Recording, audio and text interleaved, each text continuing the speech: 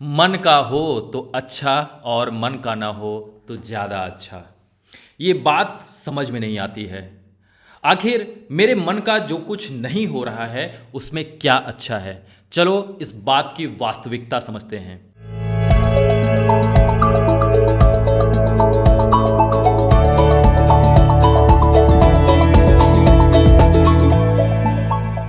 Big B यानी अमिताभ बच्चन, इनके जीवन में एक ऐसा भी दौर आया जब इन्हें लंबे संघर्षों का सामना करना पड़ा।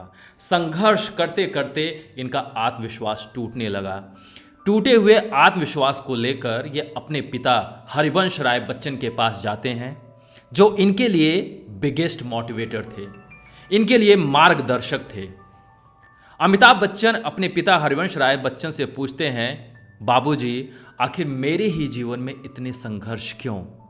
क्यों मुझे इन सब सारे संघर्षों का सामना करना पड़ रहा है?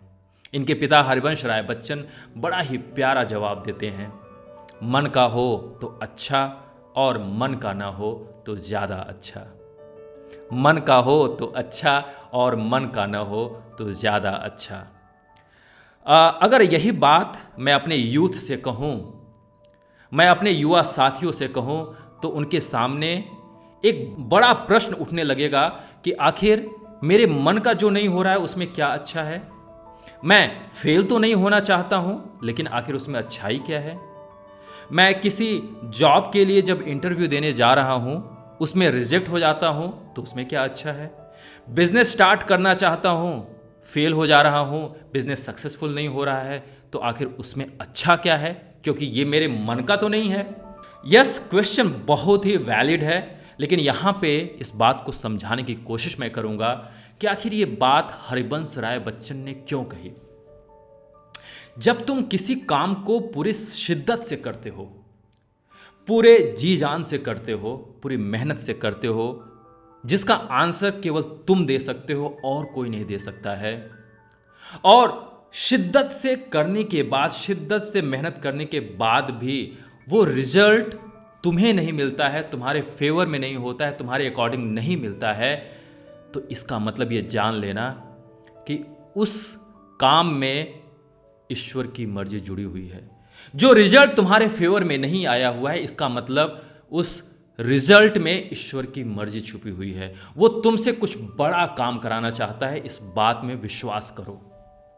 ये बात मन का हो तो अच्छा और मन का ना हो तो ज़्यादा अच्छा एक जीवन जीने की कला है।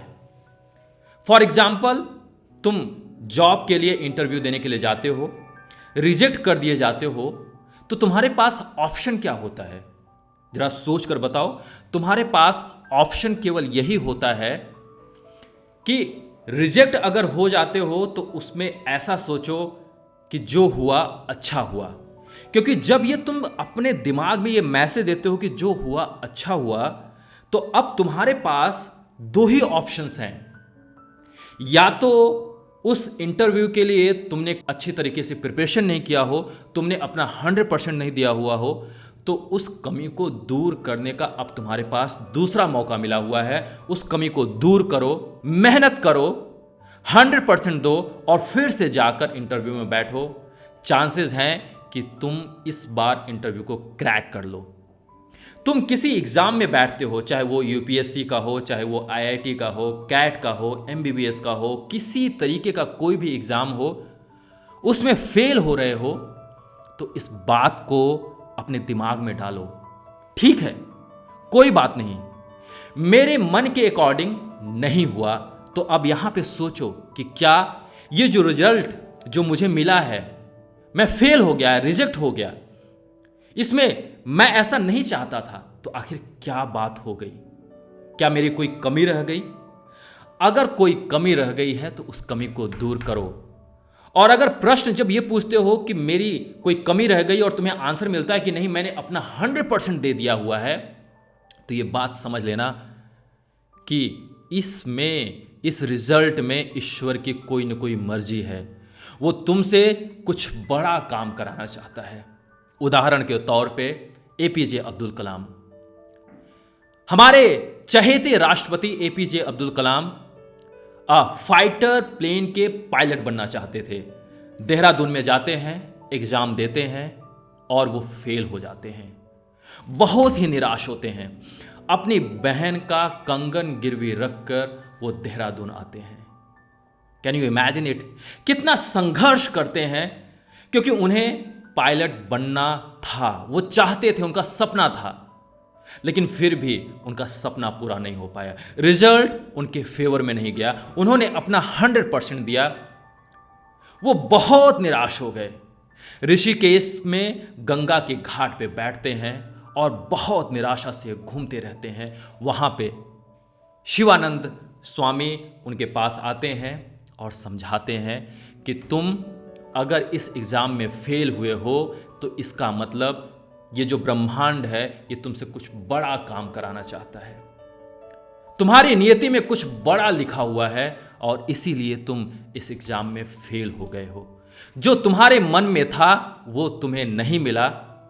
इसका मतलब इस केस में ईश्वर कुछ बड़ा कराना चाहता है। मन का हो तो अच्छा और मन का ना हो तो ज़्यादा अच्छा। यहाँ पे ये बात पूरी तरीके से सटीक साबित होती है और शायद एपीजे अब्दुल कलाम का उस एग्ज़ाम में फेल होना ये बात डिसाइड करता है कि उनको राष्ट्रपति बनना था, हमारे देश का एक चहेता राष्ट्रपति बनना था, मिसाइल मैन बनना था और हमारे जैसे युवाओं के लिए एक आदर्श स्थापित करना था, एक दिशा देनी थी। शायद यही कारण था कि वो इस एग्ज़ाम में फेल हो गए। ईश्वर जब तुमसे कुछ बड़ा कराना चाहता है, तुमसे कुछ तुम्हारे इमेजिनेशन के बियॉन्ड कराना चाहता है, तो जिस काम को तुम पूरी शिद्दत से करते हो उसमें भी फेल हो जाते हो, तुम्हें वो चीज़ नहीं मिलती है। इसका मतलब इस बात का ध्यान रखना कि तुम कुछ बड़े चीज़ के लिए बने हुए हो। निराश मत होना, अपने काम पे फोकस करना, लगे रहना और डेफिनेटली एक दिन ऐसा आएगा जब तुम कुछ बड़ा करोगे, कुछ डेफिनेटली बड़ा करोगे और दूसरों के लिए इंस्पिरेशन बनोगे। मन का हो तो अच्छा और मन का न हो तो ज़्यादा अच्छा। This is Shiv Pandey, the founder of ignited dream.